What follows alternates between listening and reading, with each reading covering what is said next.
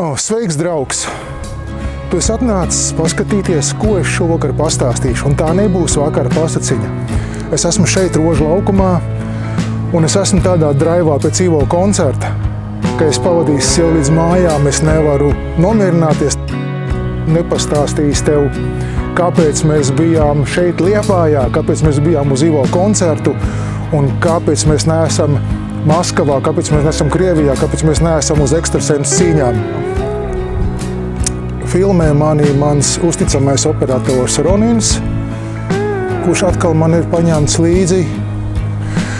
Sākšu visu tā pakāpeniski izstāstīt. Es esmu ļoti tādās emocijās, bet es mēģināšu sakārtot visu tā kompakti un pastāstīt visu saprotam.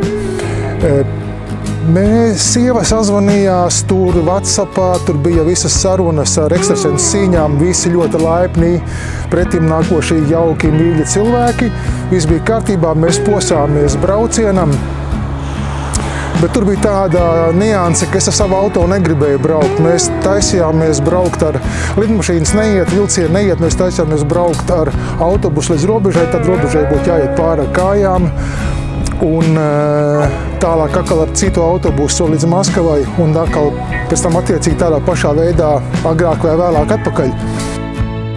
Bet man bija tāda zīme, sieva gribēja braukt manas dēļ.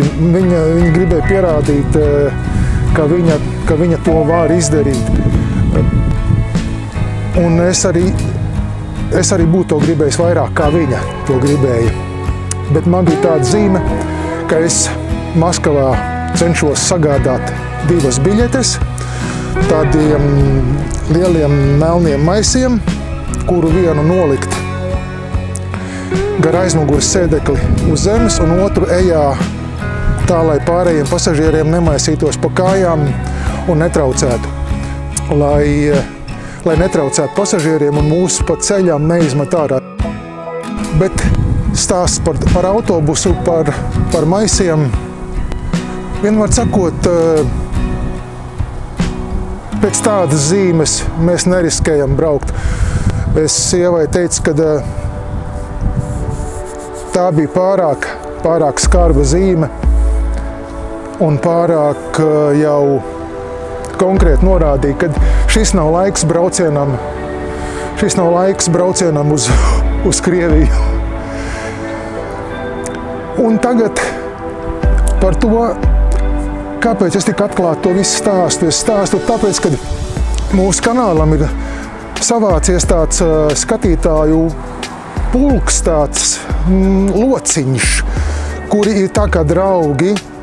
Tas nav liels pūlis, kuram es negribētu stāstīt kaut kādas tādas nianses.